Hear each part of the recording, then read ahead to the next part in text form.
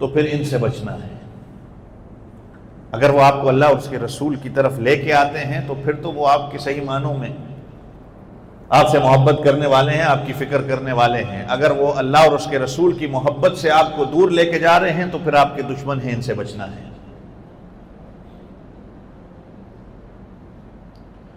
تو اس لیے دیکھا جاتا ہے کہ ہماری منزلیں، جس طرح میں گزشتہ جمعہ بات کر رہا تھا کہ ہماری ڈیسٹینیشن کچھ اور ہے، ہماری منزل کچھ اور ہے۔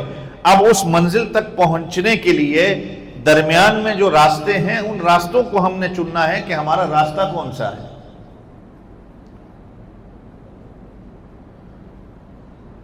قبر ہماری منزل ہے اور اس کے درمیان میں جو رکاوٹ آتی ہے وہ غفلت ہے۔ آخرت ہماری منزل ہے، اس کے درمیان میں جو رکاوٹ آتی ہے وہ دنیا کی زندگی ہے۔ اللہ کی معرفت، اللہ کی محبت، اللہ کی پہچان، یہ ہماری منزل ہے، لیکن نفس جو درمیان میں آتا ہے یہ اس کے اندر رکاوٹ ہے۔ تو منزلیں ہماری یہ ہیں، رکاوٹیں بھی ہماری یہ ہیں۔ اب آپ نے دیکھنا ہے کہ منزل تک پہنچنے کے لیے میری راستے کے اندر جو رکاوٹ آ رہی ہے، میں نے ان رکاوٹوں کو کیسے ختم کرنا ہے۔ اب جیسا کہ میں نے کہا کہ قبر میری اور آپ کی منزل ہے، یہ ہر بندے کو پتا ہے کہ اس نے دنیا سے جانا ہے، لیکن غفلت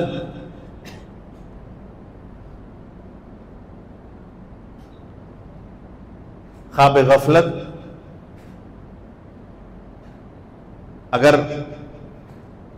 دوست سے ملتا ہے تو وہ بھی یہ کہتا ہے کہ تو میرے ساتھ بات کرتا نہیں ہے، پیغام نہیں بھیجتا، کال نہیں کرتا، غفلت تیرے اندر ہے۔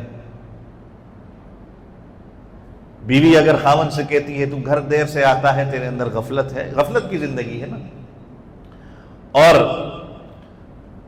بچے آج ماں باپ کے پاس بیٹھتے نہیں، وہ دوستوں کے ساتھ بیٹھتے ہیں، تو ماں باپ کہتے ہیں کہ غفلت کی زندگی گزار رہا ہے۔ اور جب انسان دنیا سے چلا جاتا ہے تو پھر وہ یہی سوچتا ہے کہ میں نے غفلت کی زندگی گزاری ہے۔ اور اللہ قرآن میں یہ کہہ رہے وَلَا تَكُن مِّنَ الْغَافِلِينَ، غافلین میں سے تم نہ ہو۔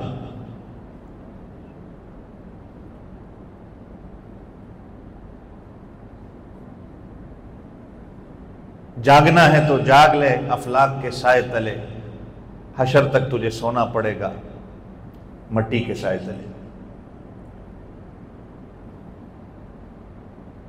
یہ بہت بڑی منزل ہے اور یہ منزل بڑی مشکل ہے، یہ آسان نہیں ہے۔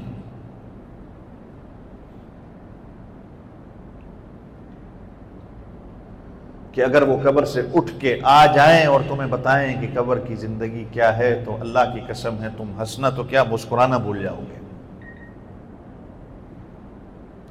اور اللہ کے رسول صلی اللہ علیہ وسلم کی زندگی، صحابہ کی زندگی، بعض اوقات ہم جب بات کرتے ہیں نا تو آپ بھی گھر میں کبھی موت کی بات کریں تو لوگوں کے اوپر ایک عجیب سی کیفیت طاری ہو جاتی ہے کہ یہ بات نہ کرو، توبہ وہ کرو، یہ بات نہیں کرو۔ حالانکہ ہمیں تو کہا گیا ہے کہ اپنی وصیت بنا کے تم چلو۔ مومن کے لیے ضروری ہے کہ وہ اپنی وصیت لکھے، مومن کے لیے ضروری ہے کہ وہ اپنی موت کو یاد رکھے، لیکن اگر آج موت کی بات کوئی کرتا ہے تو کہا جاتا ہے کہ نہیں توبہ یہ بات نہیں کرنی، اللہ سے ڈرو، یہ بات نہیں کرو۔ حالانکہ اللہ سے ڈرنا جب کسی کو کہا جائے گا تو سب سے پہلے یہ کہا گا کہ موت کو سامنے رکھ اور اللہ سے ڈر، تو انسان کی زندگی تبدیل ہو جاتی۔ حضرت عمر رضی اللہ عنہ کے پاس انگوٹھی تھی جس کے اوپر لکھا ہوا تھا کفا بالموت واعظا، اور نصیحت کے لیے موت ہی کافی ہے۔ آج آپ کو کوئی بزرگ ملتا ہے یا کسی کے پاس جاتے ہو، کسی سیانے کے پاس جاتے ہو تو کہتے ہو کہ کچھ نصیحت کر دیں، اور موت سے بڑی کیا نصیحت ہو سکتی ہے۔ اور حضرت عمر رضی اللہ عنہ کے بارے میں آتا ہے کہ اپنے ساتھ ایک بندہ رکھا ہوا تھا کہ جو کہتے تھے اس کو کہ میں نے تجھے صرف اس بات پہ اب اس بات کے لیے اپنے ساتھ رکھا ہے میرے سے ماہانہ تو جو ہے وہ تنخواہ وصول کر کہ وقتاً فوقتاً ہر کچھ دیر کے بعد تو نے مجھے موت کی یاد دلانی.